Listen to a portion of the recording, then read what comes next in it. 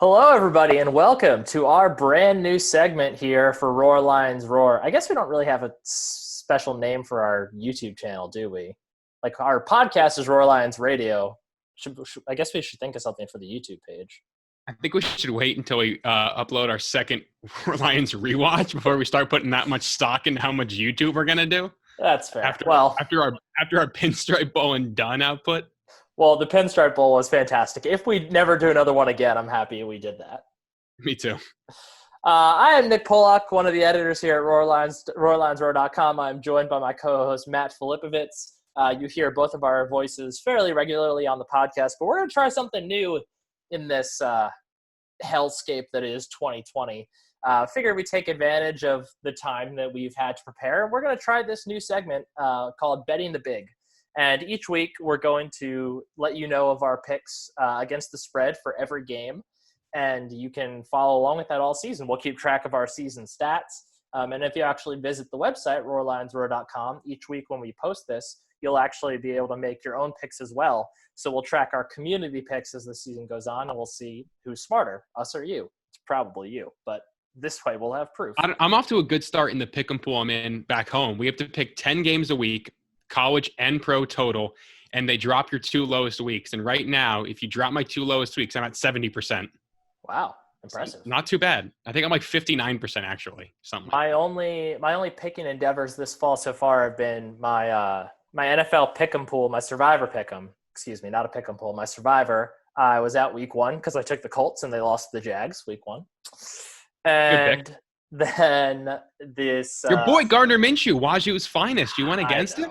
It really, there was just no good option. And week one's always the toughest because you don't really want to use any of your heavyweights that you feel like you might need later on. And it was not. We don't talk about it. Disappointing. The other thing I'm doing, I've started on this website called Tally Site, I believe is the name. They reached out to me and asked me if I want to come on and make picks. So basically what I do is I pick every game against the spread. I have the option to pick every game against the spread, every game by the over-under, and every game by the money line. Is that the third one? Whatever it is. So mistakenly, I thought you had to do all three for every single game. So last week I had like 70 picks. I went 50 and 40, so I'll take it. But yeah, that's not bad. This week I realized I don't have to pick every game. So maybe we'll get a better percentage this week. But hopefully I'll get an even better percentage here with betting the big, courtesy of RoarLionsRoar.com. So let's jump right into it. First game we're going to look at, Friday, October 23rd, 8 o'clock p.m. Eastern. Illinois at number 16, Wisconsin. If you remember last Friday night game. Yeah, it's Friday night. Did I say that? Yeah, it is. I didn't realize that. That's going to be fun. Yeah. This opens the year. It's great. If you'll remember last year, this was the game that Illinois won. Huge upset. Brandon Peters, I believe he had a late touchdown pass to Josh Imatorbhebhe.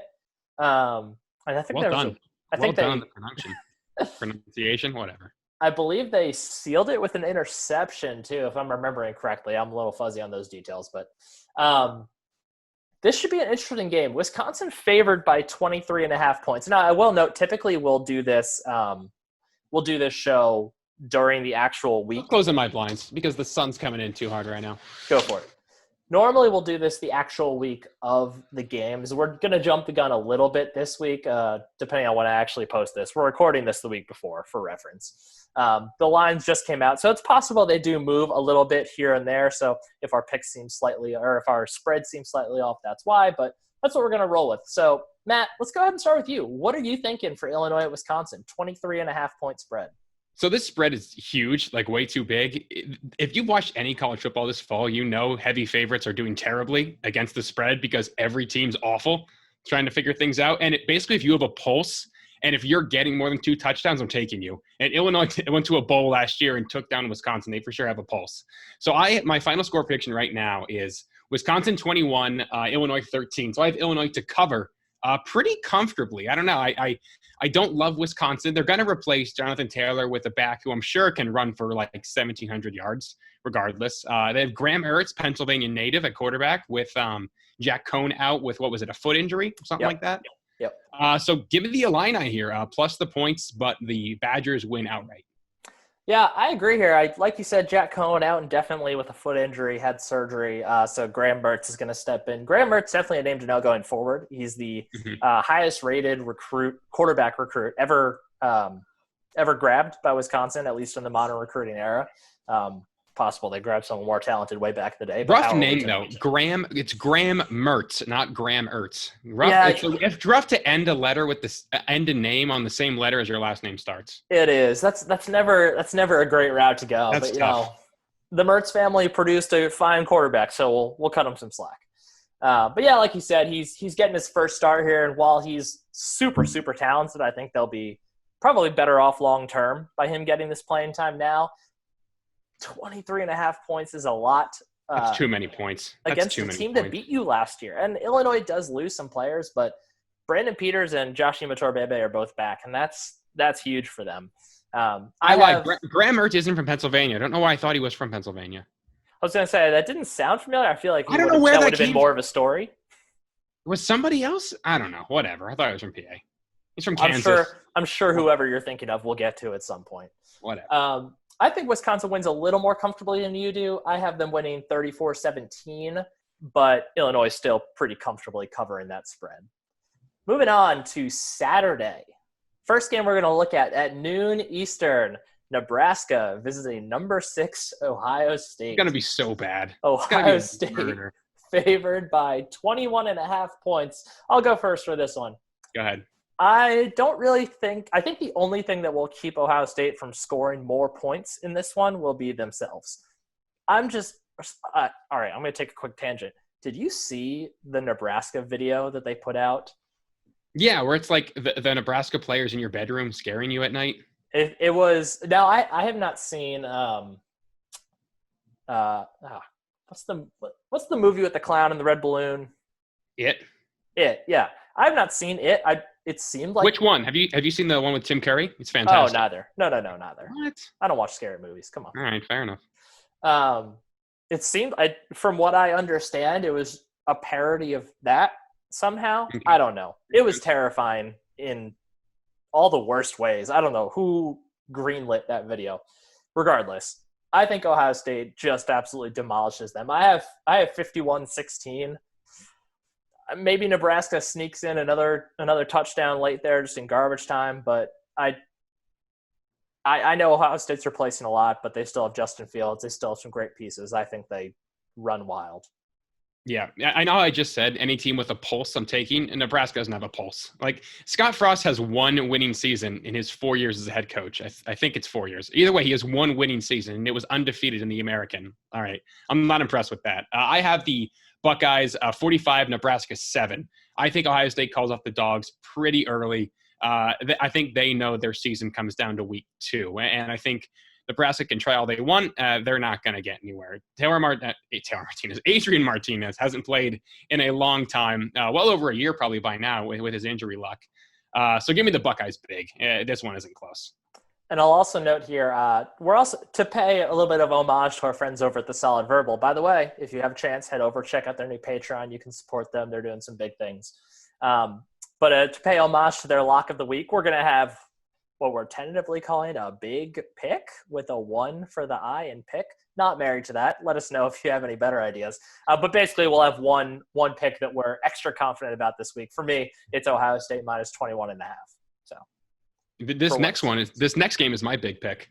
Yeah, this is a fun one. I'm excited to talk about. This is my favorite. This is my second. I lied. This is my second favorite game of the weekend. There's one that I love more than this. There are some truly terrible football games this week. Also at noon Eastern, Rutgers visiting Michigan State. Michigan State is an 11.5 point favorite. Why don't you go ahead and let us know what you're thinking here, Matt? This is my big pick. Rutgers plus 11.5. Give me the Scarlet Knights to win outright. Michigan State is awful. Their offense was awful last year, and to fix it, they hired a defensive-minded head coach who had a losing record at Colorado in one season. I think Greg Schiano's a good coach. I think he's more than competent. I think he kept the staff together pretty well. I like what they've brought in.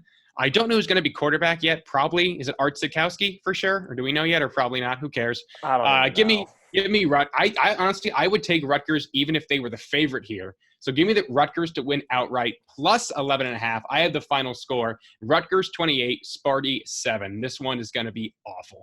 I really, really wish that I could agree with you on this. I'm all in. I'm all in on Greg Schiano and Rutgers. I agree with everything you say. I mean, first of all, Greg Schiano, don't necessarily have good feelings about Greg Schiano, but Greg Schiano being back at Rutgers does bring back positive memories for myself growing up in New Jersey and following that magical 2007. My first game was a Rutgers game. No, it wasn't my first game, but it was the second stadium I was in. The second college stadium I was in was Rutgers. The first one was Pullman, right? No, the first one was Penn State. My first Penn State game was my first college football game. What? I think you did once. Yeah, I didn't grow up watching college football at all, really. Makes sense.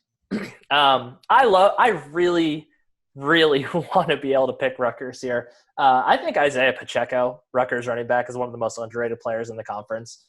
True. But I can't pick them to beat Michigan State, at least until I see them play. Give me a reason why. Give me, what did Michigan State do in the offseason or last season that gave you any kind of confidence? Nothing.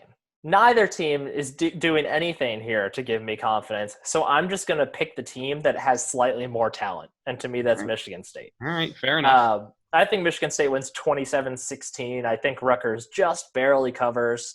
I think it could very reasonably be even closer than that. I admire your pick. I wish I could fall in line, but at this time I cannot. Nothing makes sense this year, so I'm going to have some fun. Next up is the game of the week for Penn State fans at 3:30 p.m. Eastern. Number 9, Penn State visiting Indiana. Penn State is a 7-point favorite in just a chilling week 1 matchup with the Hoosiers. I am so happy this isn't a noon kick. If this was a noon kick, I'd be terrified. I don't know why. Noon at Indiana is like the scariest thing you can say to me. I know. Was last year a noon? I know it was in State College last year, but I think it was a noon game last year. Yeah. Because it was homecoming. Because they wore the best uniforms in college football. No, that was 2 years ago. It was 3 years ago. Purdue. Oh, right. Because Saquon was on the team. Yeah. You're right. Regardless, different Indiana team. This is very much a different Indiana team, but equally as scary because it's Indiana. I think Penn State wins. I think they win 31-26. I think Indiana does keep it within a touchdown. I think that Michael Penix is a good quarterback. He really hasn't played that much. I mean, he's had some great performances when he has played, but he just hasn't been able to stay healthy. So I guess it's hard to say definitively that he's great. Penn State's they're breaking in a new offensive coordinator, new offensive line coach. There's going to be some new technique along the offensive line. We still don't know what the receivers are. It's going to be the first game for a very green linebacking core. So I still have some questions. They're not bad questions. I think Penn State's going to be able to fill all those roles and handle all those changes just fine. But against a feisty Indiana team, I don't know if that's enough to win by more than a touchdown. So I have Penn State winning, but Indiana covering. Makes sense. I have Penn State winning by 2 touchdowns here. I have it at 35-21. And a big reason why is because Indiana, like Penn State, is breaking in a very green coaching staff. And their former offensive line coach, Nick Sheridan, is now their OC. This is his first game I believe he's ever going to call. And I know Penn State is a new OC as well. But if I'm not mistaken, Kirk Shiraka, he would be the first Penn State offensive coordinator with play calling experience when he came in at the D1 at FBS level since Galen Hall. Is that right? Because Bill O'Brien didn't have any, Jomo didn't have any, and Ronnie didn't have any. So this is the first time, I guess, since Moorhead's second year or Ronnie's second year. Did O'Brien call plays I don't think he Duke? I'm not confident that he did, but I could be wrong. Regardless, I mean, it's the first one since O'Brien. So in the Franklin era, I guess John Donovan kind of counts, but I forget about those years. He's a carryover. This is the first, I think it's fair to say this is clearly the most experienced elsewhere play caller that Penn State has had. that's a And, new and that's offense coordinator. and that's my broader point. So I think with how veteran of a coaching staff this has, and frankly, I think Penn State has more playmakers on both sides of the ball. I think with how many receivers they have, somebody's going to have to step up. I think the running game is going to be great. I am so pumped about this offensive line. I don't think Indiana's defense is going to be able to put up that much of a fight. I think there's going to be some natural growing pains. Again, everybody's playing sloppy football right now, but give me the Lions to cover 35-21, and I reserve the right to change this by the time I write the game preview next week because I make the rules.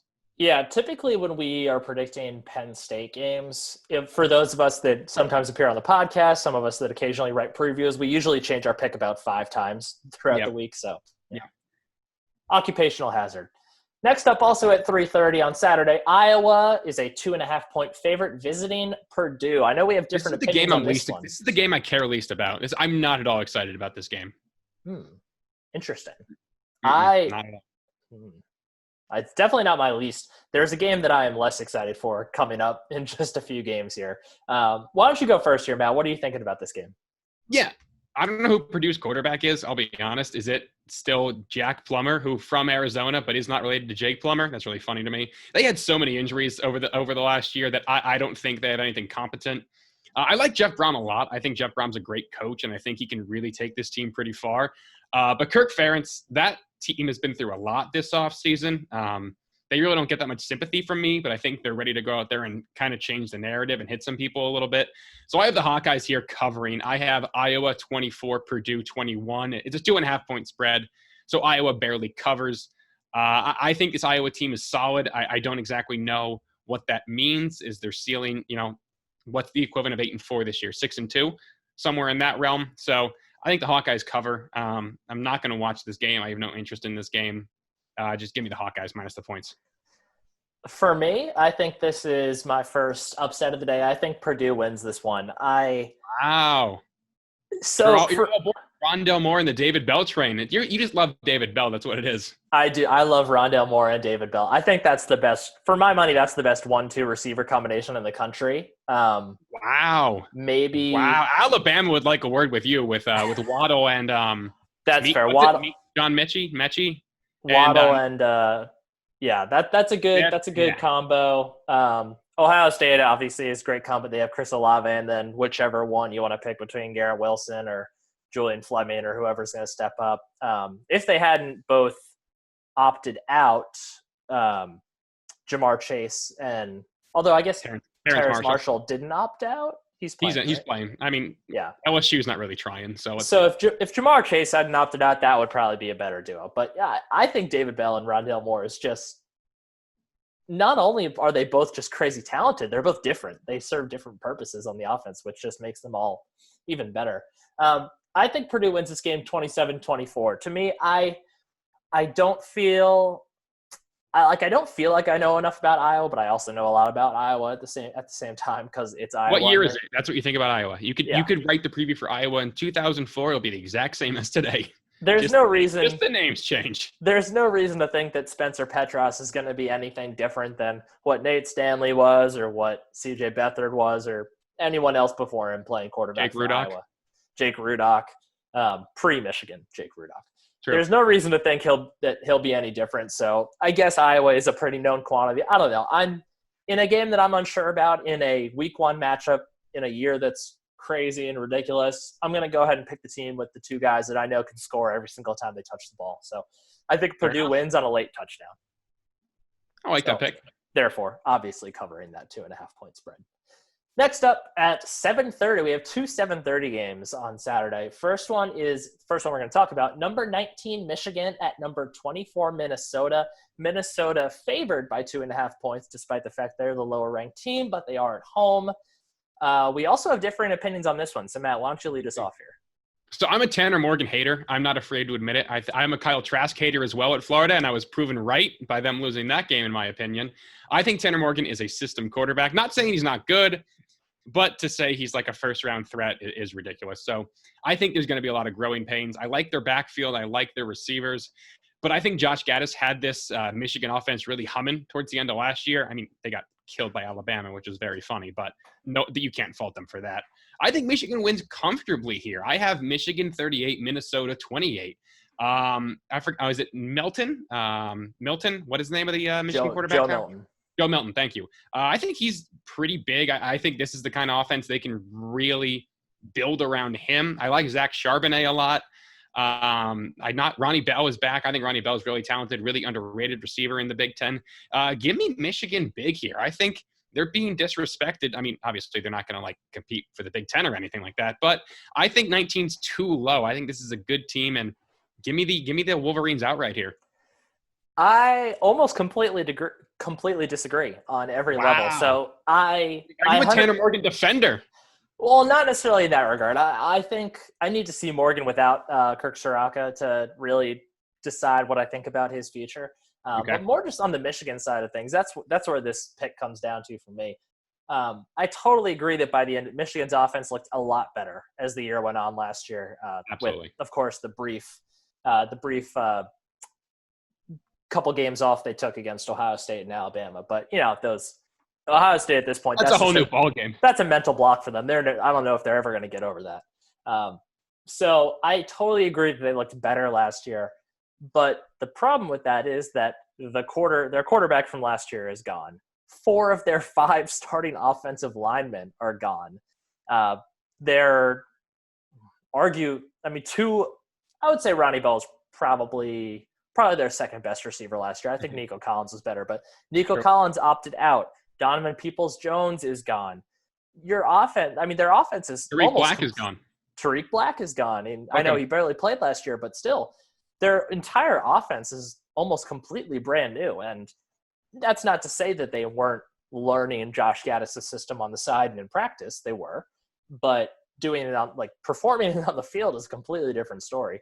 So to me, that inexperience of that offense really takes a lot out of these ideas that we have about how this Gaddis, which is a product of Joe Moorhead's system, and we saw that it gets better as time goes on, obviously, once the kids get comfortable in the system. But when you lose so many starters, it kind of goes against that cliche, that model. I mean, we saw that at Penn State, but Trace McSorley and Saquon Barkley and all those guys were just getting started when Moorhead got to town. So we got to see them develop with the offense. So to me, Minnesota loses a lot on defense, but I think Tanner Morgan or Rashad Bateman is a good enough combo on offense, along with Mo Ibrahim at running back. I think that's going to be enough to win this game against a Michigan team that I still think has a lot to get settled before I'm ready to say that they're competent enough to take a big step forward. So I think Minnesota wins 30-24, and I think they cover that spread. Fair enough.